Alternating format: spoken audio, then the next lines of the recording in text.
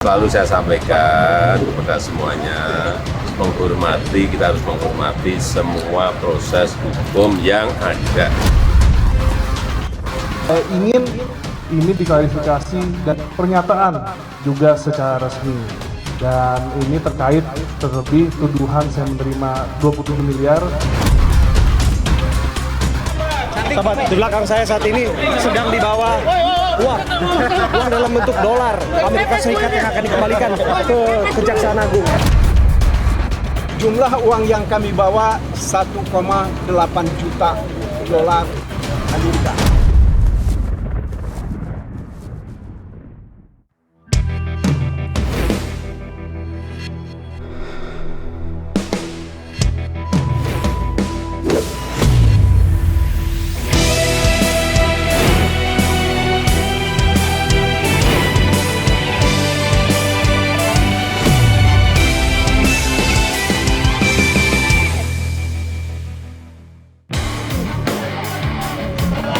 Babak demi babak dugaan kasus korupsi dana pengembangan BTS 4G Bakti Kominfo semakin memanas.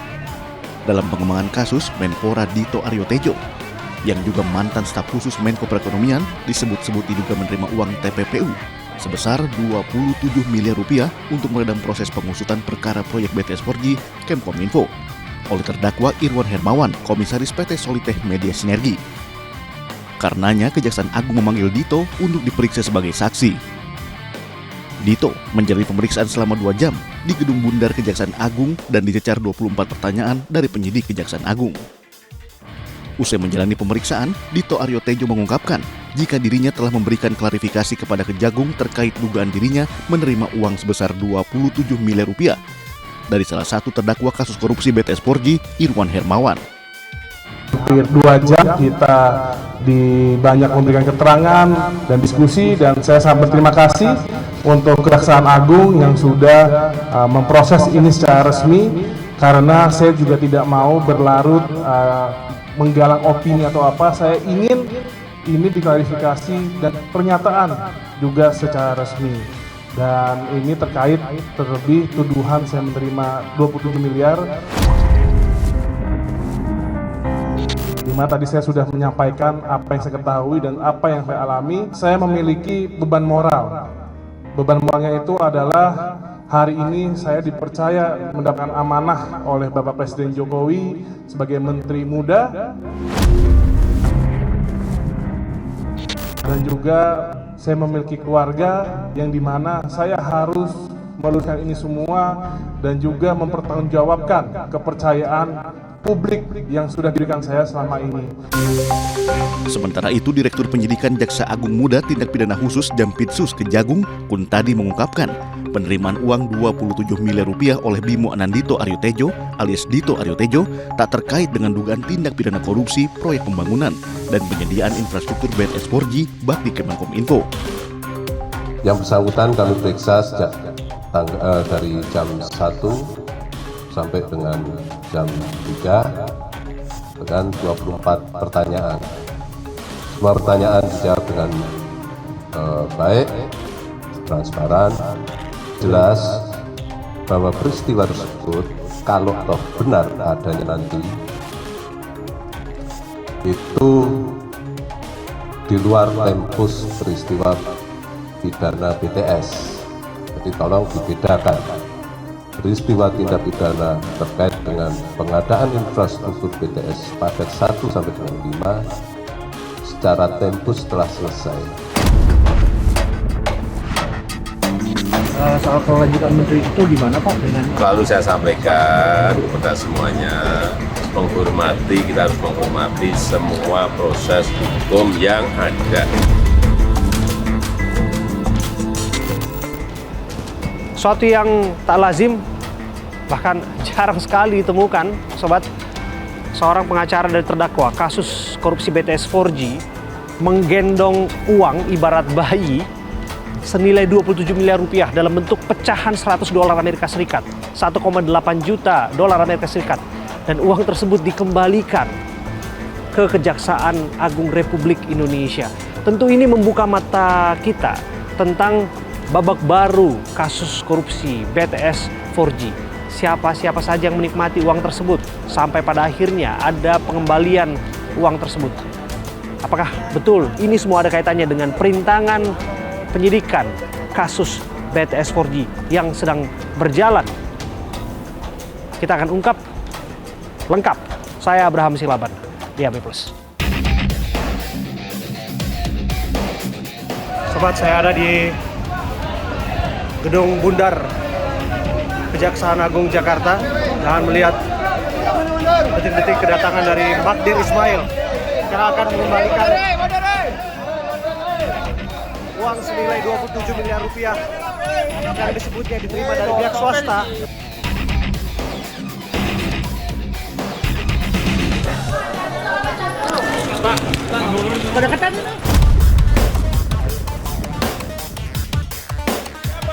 Sobat, di belakang saya saat ini sedang dibawa uang dalam bentuk dolar Amerika Serikat yang akan dikembalikan ke Kejaksaan Agung.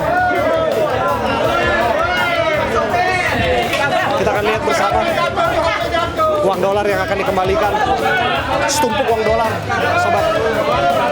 Kedatangan kami ke sini adalah untuk menyerahkan uang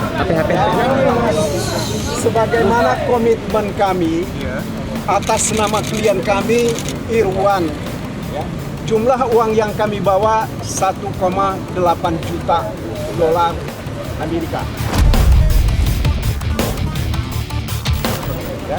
Uang ini akan kami serahkan atas nama Irwan untuk recovery terhadap hal-hal yang sudah pernah dia terima, dan sesuai dengan komitmen ini yang kami bawa semuanya. Ya. Mudah-mudahan ini akan memberi terang, lebih memperjelas posisi dari klien kami Irwan dalam perkara ini. Berarti dipastikan ini sumbernya dari Pak Irwan, Pak ya? Ini sumbernya atas nama Pak Irwan. Ya, oke. Nanti kalau sudah selesai, kami dari atas, nanti kita bicara lagi. Iya, Pak. Terima kasih, Pak.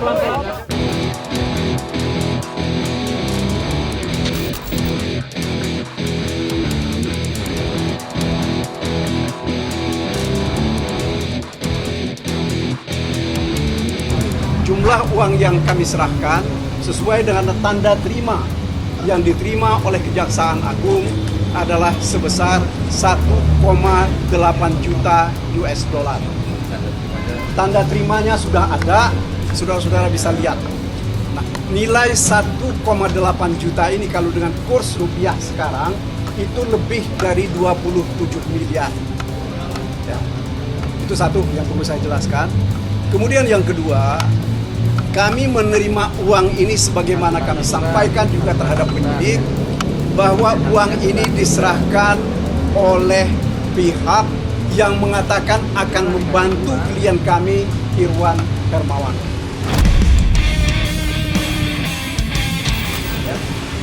Orang itu tidak menyebutkan sumber dari uang ini dari mana, dan juga tidak disebutkan uang ini terkait dengan siapa.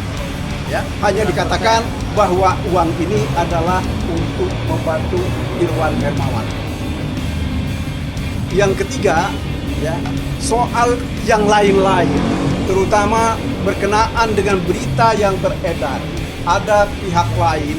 Ya, saya kira saya minta saudara-saudara lebih banyak bertanya kepada penyidik, karena kami tidak mengetahui itu. Saya kira itu yang bisa saya sampaikan. Terima kasih. Pak, siapa sebetulnya Pak yang memberikan uang itu dan menyuruh memberikan uang kepada pihak Kejaksaan Agung 27 miliar itu, Pak? Yang menyerahkan kepada kejaksaan, yang menyuruh itu tidak ada, ya. Hanya itikat baik kami, karena kami merasa bahwa kepentingan klien kami Irwan Hermawan ini dalam kerangka penyelesaian kewajiban dia, ya, terutama berhubungan dengan pelaksanaan kegiatan-kegiatan dia, makanya kami serahkan ini dengan itikat baik. Ya. Inilah yang kami harapkan, bahwa ini akan diterima dan nantinya akan diperhitungkan dengan kewajiban dari Irwan. Orang lainnya membantu itu siapa Pak? Sekarang kalau saudara-saudara tanya kepada siapa pihak swasta itu, kepada saya, kami tidak tahu. Perlu juga diketahui bahwa kami pun bukan yang pertama yang kami serahkan kepada kejaksaan. Sebelumnya kami juga sudah menyerahkan uang sejumlah 8 miliar rupiah untuk dan atas nama kepentingan Irwan. Benar, pada hari ini kami telah menerima penyerahan uang sebesar 1,8 juta US dollar atau setara dengan 27 miliar, dan selanjutnya dalam rangka untuk membuat terang, mencari tahu apa kaitannya, asal usulnya terkait dengan uang tersebut, maka yang bersangkutan kami periksa, dan hasilnya antara lain bahwa keduanya tidak tahu siapa yang menyerahkan. Inisialnya S, tapi latar belakangnya dan asal dari mana maksud tujuannya sampai hari ini kami tidak tahu. Dan oleh karenanya pada hari ini juga kami melakukan pemeriksaan kantor yang bersangkutan untuk mencari alat bukti terkait dengan siapa yang menyerahkan. Perlu diketahui asal usul bukan uang ini harus kami buat terang, karena perlakuan dan dampak hukumnya akan berbeda-beda. Biar saudara tahu, ya kami tidak ada tendensi politik apa, kami bebas dari masalah politik. Jadi nanti jangan saudara nanti beranggapan pengadilan ini juga alat politik. Tidak, kami lembaga yudikatif terbebas dari semuanya itu.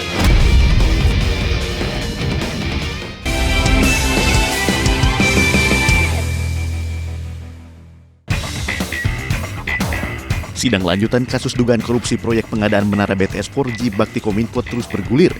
Selasa 4 Juli 2023, Menteri Komunikasi dan Informatika nonaktif Johnny Plate menyampaikan nota keberatan atau eksepsi atas dakwaan jaksa penuntut umum. Melalui kuasa hukumnya Ahmad Kholidin, Johnny Plate membantah dakwaan yang dituduhkan kepada kliennya, di mana Johnny G. Plate dituduh menerima uang proyek sebesar 17 miliar lebih dan sejumlah fasilitas mewah. Surat dakwaan tidak cermat, tidak jelas, dan tidak lengkap dalam menguraikan perbuatan memperkaya diri sendiri dalam dakwaan primer dan menguntungkan diri sendiri dalam dakwaan subsidiar. 1. Bahwa penuntut umum dalam halaman 59 sampai dengan halaman 60 surat dakwaan untuk dakwaan primer dan halaman 122 sampai dengan 123 untuk dakwaan subsidiar telah mendakwa terdakwa memperkaya atau menguntungkan diri sendiri sebagai terdakwa Johnny G. Plate sebesar 17.848.308.000 rupiah. Yang kedua, bahwa selain faktanya terdakwa tidak pernah menerima uang maupun fasilitas yang didakwa oleh penuntut umum dan tidak pernah mengetahui adanya pemberian uang tersebut.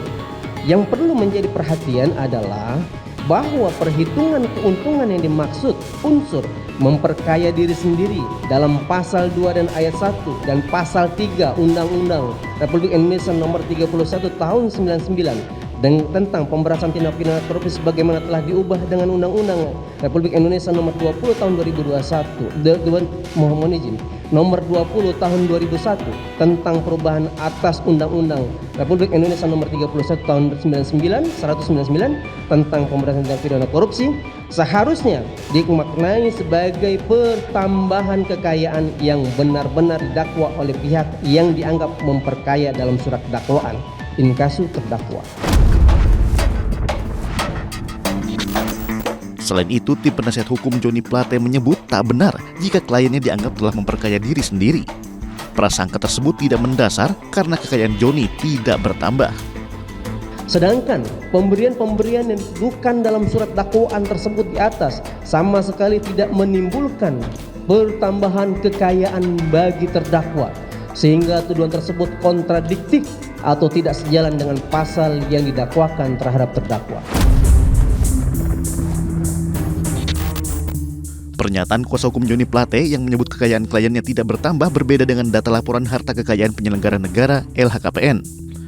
Dalam laporan LHKPN diketahui total kekayaan Johnny Plate mencapai 193 miliar pada 31 Desember 2022. Angka tersebut meningkat dari 191,2 miliar pada 31 Desember 2021. Sedangkan saat dirinya pertama kali menjabat sebagai menteri, hartanya berada di angka 172,2 miliar rupiah. Dalam sidang eksepsi yang digelar di Pengadilan Tipikor Jakarta Pusat, Johnny Plate melalui kuasa hukumnya membacakan nota keberatan atau eksepsi sebanyak 9 poin. Pertama, permohonan agar majelis hakim menerima dan mengabulkan nota keberatan kliennya untuk seluruhnya. Kedua, memohon majelis hakim menyatakan surat dakwaan batal demi hukum atau setidak-tidaknya dinyatakan tidak dapat diterima untuk seluruhnya. Ketiga, meminta pemeriksaan terkait perkara Johnny tidak dapat dilakukan lebih lanjut. Keempat, meminta hak Johnny dalam hal kedudukan, kemampuan, serta harkat dan martabatnya dipulihkan seperti semula. Kelima, meminta penuntut umum untuk membebaskan Johnny dari tahanan. Keenam, permintaan agar para penuntut umum untuk membuka pemblokiran seluruh rekening bank atas nama Johnny beserta istri atau keluarganya. Ketujuh, memerintahkan penuntut umum untuk mengembalikan seluruh barang atau harta benda milik Johnny yang disita terkait perkara tersebut. Kedelapan, memerintahkan penuntut umum untuk melaksanakan putusan perkara ini. Kesembilan, membebankan biaya perkara kepada negara. Sementara itu, usai mendengarkan eksepsi yang dibacakan kuasa hukum Johnny Plate, majelis hakim mengkritik eksepsi yang dibacakan.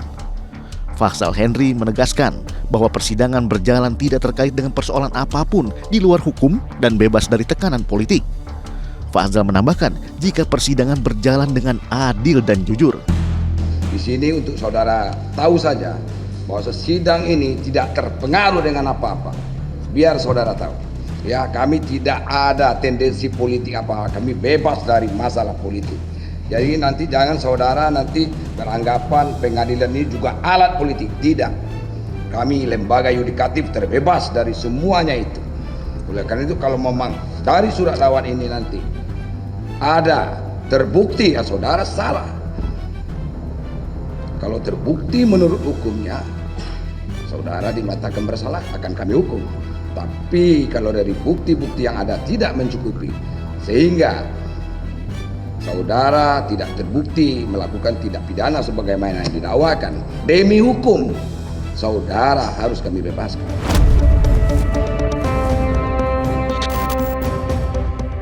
Selain Johnny Plate, dua terdakwa lain, yakni mantan Direktur Utama Badan Aksesibilitas dan Telekomunikasi Bakti Kominfo, Anang Ahmad Latif, dan tenaga ahli Human Development HUDEF Universitas Indonesia Yohan Suryanto juga menjalani sidang eksepsi. Kalau eksepsi tidak diterima, berarti kami diberi kesempatan untuk membuka buruk dan bobroknya sistem hukum yang menetapkan seseorang menjadi tersangka tanpa melalui prosedur dan mekanisme yang tepat. Itu positifnya. Kalau tidak diterima, berarti kami harus siap. Dan penegakan hukum harus kita buka bahwa di dalam sistem ini ada yang buruk, ada yang jelek, tidak semua bagus.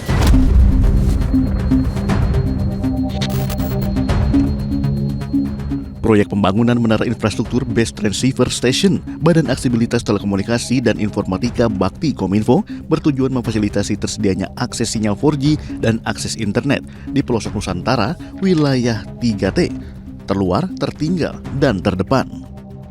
Pembangunan BTS 4G dilakukan secara bertahap di berbagai wilayah di tanah air. Paket pertama dimulai dari Kalimantan dan Nusa Tenggara. Paket 2 dilanjutkan di Sumatera, Maluku, dan Sulawesi.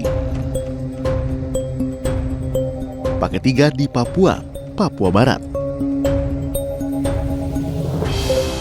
Paket 4 dan 5 di Papua. Sungguh disayangkan niat mulia membangun konektivitas Nusantara berujung petaka. Bukannya membantu warga, proyek BTS 4G malah menyebabkan masyarakat daerah terpencil semakin menderita. Seperti yang dialami masyarakat Desa Natakoli, Kecamatan Mapitara, Kabupaten Sika, Nusa Tenggara Timur. Meski menara BTS berdiri kokoh, namun nyatanya tidak berfungsi. Internet di desa malah semakin sulit diakses. Warga desa yang ingin mendapatkan sinyal internet, mereka harus menempuh perjalanan 2 km untuk bisa menangkap sinyal internet dari menara Telkomsel di desa tetangga. Keberadaan tower BTS kini dipenuhi semak belukar karena tidak dirawat, sebagian bangunan pun sudah mulai rusak. Telah sampai pemasangan semua. Setelah mereka datang pasang satelit apa semua dengan dia punya itunya,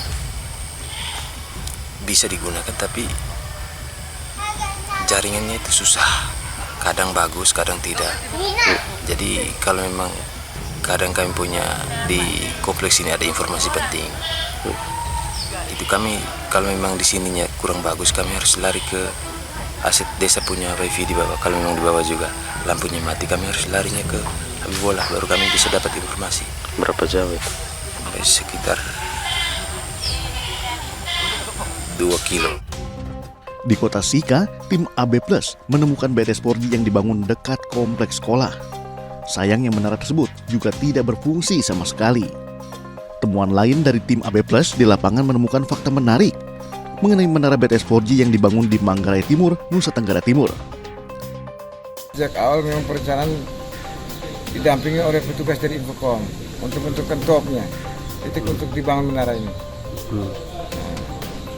Tapi dalam perjalanan pembangunan menara ini dibongkar. Begitu.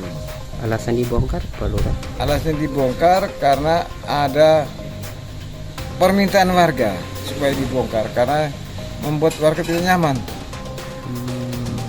Karena daerah kita ini kan daerah yang rawan gempa. Karena ketinggiannya sangat luar biasa dan jarak dengan rumah orang 1,5 meter, Pak.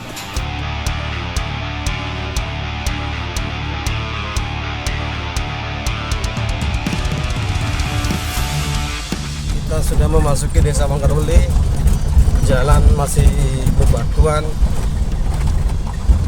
tidak beraspal, dan hanya bisa dilalui oleh satu mobil. Saat ini kita sedang berada di lokasi di mana BTS yang diinformasikan oleh warga baru dibangun 3 bulan lalu. Di tempat ini yang program dari Kominfo membangun BTS di Desa Wangkarweli, Kecamatan Lambaleda Timur, Kabupaten Manggarai Timur, Provinsi Nusa Tenggara Timur ini saat ini sedang berlangsung pembangunannya yang dikategorikan mangkrak.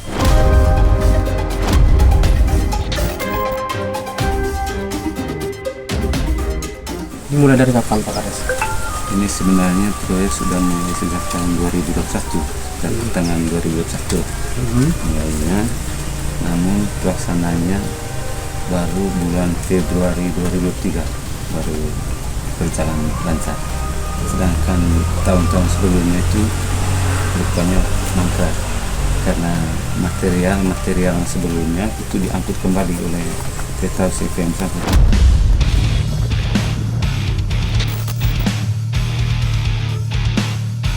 Sebelum hadirnya BTS ini, Pak Kades, jaringan di sini bagaimana? Setelah hadirnya tower yang ada di desa ini, mungkin hampir setiap hari itu ada gangguan jaringan. Jadi lancar atau tidak? Jaringan? Tidak lancar.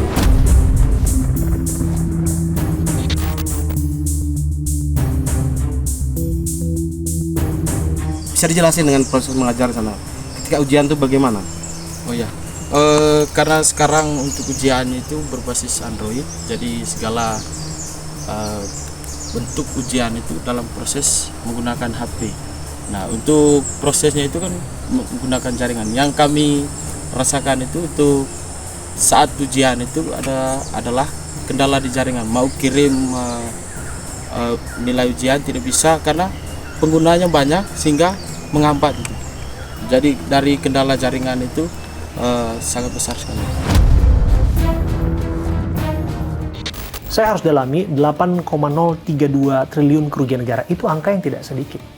Itu angka yang cukup besar. Tentu orang akan berpikir, kemana semua aliran dana itu?